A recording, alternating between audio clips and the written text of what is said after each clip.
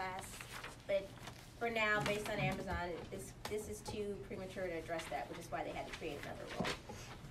This is before the internet was here.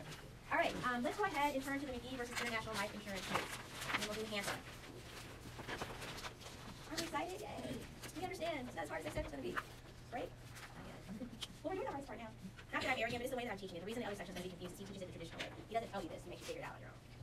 You have to figure it out. That's how I was taught, to figure it out. And some people don't figure it out because it's like a puzzle. Like, they don't. And it's not because they're not smart. It's just like, this material is set up to hide the balls, unfortunately. And sometimes people just don't make the connection. And it's not, again, that they're not smart. It's just really backwards the way it's set up. So it's not us.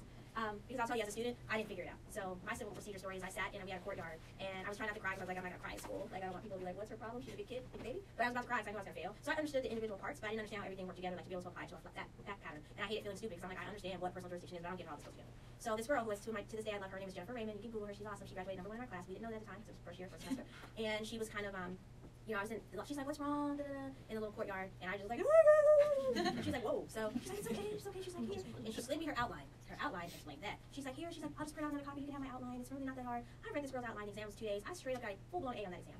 And I was like, oh my God, I still tell her that. I always my life, Jennifer, because I didn't understand it, you know. And I realized it wasn't that I was slow. It's just the way the professor taught it to me. You know, she should have been teaching the class instead of my professor. But so it is a hard class, but it's hard because typically it's just the way that it's taught traditionally. It makes it harder than easy. All right. So we know that the McGee case and the Hansen case were decided after international shoe. And these cases are examples of the Supreme Court applying that two-part international shoe case to other fact patterns, essentially. Remember, international shoe stands for the idea that absent consent or minimum contact between the forum, meaning the state, and a non-resident defendant, those things basically are necessary in order to assert impersonum or personal jurisdiction over defendants. You gotta have minimum contact, or they need to be domiciled there, physically present, and so on. So let's do the McGee case first. Attorney Church, since you gave the facts, and the last one, Attorney Lightweaver, can you just tell me just the facts from McGee, please? A resident of California purchased a life insurance policy, and that was then purchased by International Life Insurance Company, offering to insure them, but they were out of not California, Texas. Okay. And she died. Yep. And the family, the beneficiary, wants to have an additional life insurance money, and the company in Texas. Okay, this is a big deal. I'm trying to bury my loved one. You won't give me the money. Are you serious? Right? So I'm just going to say a little bit louder. So McGee, as she stated, is a beneficiary of her deceased son. Her son, the deceased, is Lowell Franklin. Lowell Franklin is the one who has a life insurance policy. So McGee sues the defendant International, what do they call it? International Life, which is a Texas corporation in California, right? So Lowell Franklin, the dead son, is a resident of California. That's relevant. So he's a resident of California. He purchased the life insurance policy from an insurer, subsequently bought by International Life. So Lowell purchases this policy from someone, and then that policy is bought by another company, International Life, which then mails, meaning International Life, a reinsurance certificate to Franklin in California offering to insure him, okay? He accepted the offer, and from that time until his death, in I think it's 1950, yeah, 1950, he paid all his premiums by mail, Lowell did, from his California home to International Life's Texas office. Okay, so he paid his premiums until he died. When McGee, the beneficiary, notified International Life, look, my son died, I'm ready to collect the payment on the life insurance policy. They refused to pay, claiming he committed suicide, and so they weren't required to pay her, the beneficiary. So neither the original insurer or International Life has an office or agent in California. So that's kind of a big deal, right? They don't have an office or agent. So if you don't have a principal place of business in California, what are you going to do? When you want to hold a ceasefire, you're going to try to figure out if there's general or specific jurisdiction. For this class, we're just focusing on whether or not there's specific jurisdiction. Okay? So some important facts that were not included in your summary of your textbook that I'd like to share just to help in your understanding of the case is that McGee sued International Life in California. Second, McGee served International Life, meaning service a process, notified them of the lawsuit by mail in Texas at his corporate home. So they did serve International Life notice of the lawsuit in Texas where they're incorporated.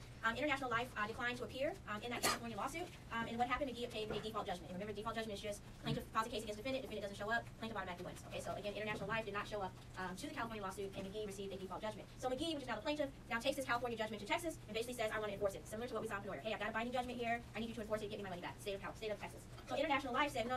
They said they attacked the judgment, argued that the California court lacked personal jurisdiction in an effort to resist having to pay. So that's what's going on here. So they remember the full faith and credit clause says that if the California judgment is legitimate, then it's binding, then Texas has to help him and honor and enforce it by the resident, which at this time is International Life Corporation. So again, you have the person in California saying, hey, Texas, I need you to help me get my money. And the Texas resident, which is International Life Corporation, saying, no, don't make us pay this money, Your Honor. That California court lacked personal jurisdiction over us. Okay. So what were Attorney Church, what were International Life's contacts with the forum state? Can you tell me, I guess an easier way to say this, can you make the argument on why California should have personal jurisdiction over International Life? Because the basis of the suit was a contract that was under. Okay, what else? Come on, you're an attorney, make that argument. Why should California have jurisdiction over International Life? So you said the contract was delivered in California? California residents would be at a severe disadvantage if they had to go to Texas to sue International Life, even though they bought life insurance in California. Very good. What other facts do you see that support the notion that, yes, this case should be filed in California? I mean, California has jurisdiction over International Life. So you have the contract was delivered in California. It would be a grave inconvenience for California residents to have to travel to Texas to defend themselves. Just look at the facts. What else do you see that ties to California?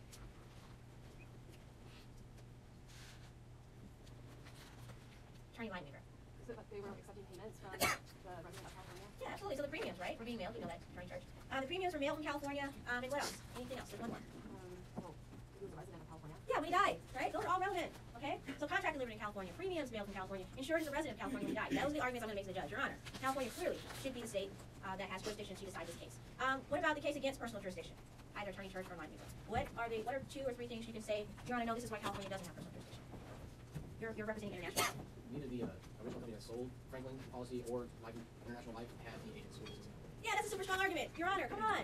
The original insurance company and International Life, we don't solicit California for business. We don't even have an agent there. Like, why are you trying to make us come to California and sue and defend ourselves, right? And then second, International Life never solicited or conducted business in California with the exception of this policy that is at issue in this lawsuit. So it's not like they're International Shoe where they're conducting business in California, they're renting bill. They're not. All they're doing is the guys mailing the premium. They don't do business in California. They're like, we don't have sufficient contacts. So in this McGee case, what we see, the court's holding is that the court held, obviously for the plaintiff McGee, we know from reading the case, and stated that the due process clause, remember that 14th and 5th Amendment due process clause, did not preclude California from entering a judgment binding on International Life. So again, the court held for the plaintiff McGee and stated that the due process clause did not preclude California from entering a judgment that is binding on International Life. That is binding on International Life. Specifically on page 83, the direct quote is, it is sufficient for purposes of due process that the suit was based on a contract which has substantial connection with the state. So again, the court says that it's sufficient enough that the suit was based on a contract, right, which has substantial connection with the state, meaning California. The contract, they said, was delivered in California, the premiums were mailed from there, and the insured was a resident of California when they died, so the court said that's enough to establish minimum contacts. So in this McGee case, what we see is a shift from the court's allegiance in this case. There are 3 stakeholders in any lawsuit if you're trying to determine personal jurisdiction. It's going to be the plaintiff, the defendant, and the state. The plaintiff's stake in this lawsuit is pretty obvious. The defendant's state is obvious. Don't make me come out of state to defend myself. And the state's interest is obvious. You know, the state of California wants to be able to protect their residents from being screwed by people that are doing business in their state from other states and having to go to those states to travel when there's been some type of legal wrong. So there's 3 stakeholders when you're trying to determine personal jurisdiction. Plaintiff, defendant, and the state, also referred to as the forum in your text interchangeably. So how does the court justify its deference then to the state of California in this case? If you look at the bottom of page 89, you have your answer in terms of how this court justifies its deference to the state of California. The bottom of page 89, it says, quote, it cannot be denied that California has a manifest interest in providing effective means of redress for its residents when their insurers refuse to pay clients. How does the court explain away the fairness component?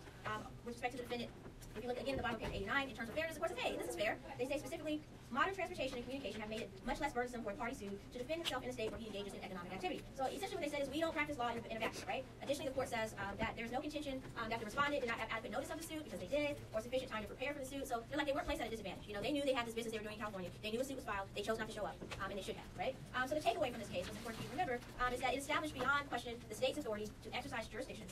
So what's important to remember from this case is it established the state's authority to exercise jurisdiction over non-resident defendants in lawsuits resulting from their activities within that state.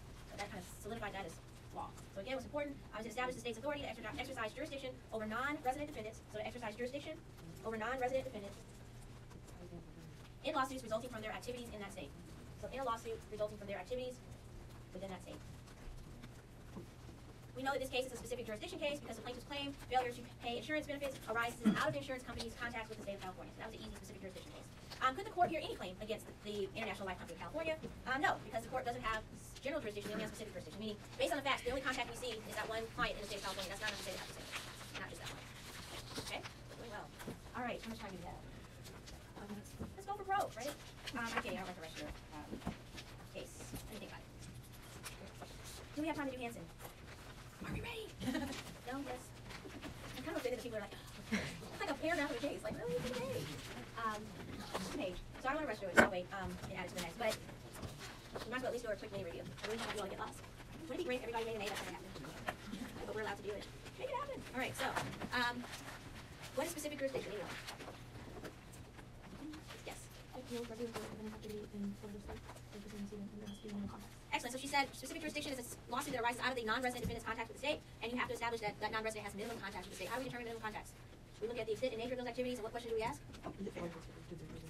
We ask if it's fair, right? And what's, yeah? Relatedness to the cause of action. Relatedness to the cause of action, and where's the other one? Yes? Yes, if the contacts are systematic and continuous. Don't forget that. General jurisdiction, which we'll talk about later on page 88 in your text, but that just requires substantial contacts. So a perfect example of general jurisdiction, McDonald's. McDonald's has Starbucks, substantial contacts with all states. There are a gazillion of them. So I can sue McDonald's any stinking where I want to for something that happened in Texas. I can sue them here in Kentucky. I can sue Starbucks where I want to because they have substantial contacts in all the states. And that's just the reality. But that's what a general jurisdiction looks like. I mean, they're benefiting big time from us running over to the student center and getting lattes and coffee, right? So that's a broad example. I think that's it. So you understand how the two-part test expands from lawyer, where you don't have to physically be present in the state necessarily, or a resident being domiciled. You have sufficient contact with the state. That state can assert jurisdiction over you if the lawsuit arises from those contacts with the state.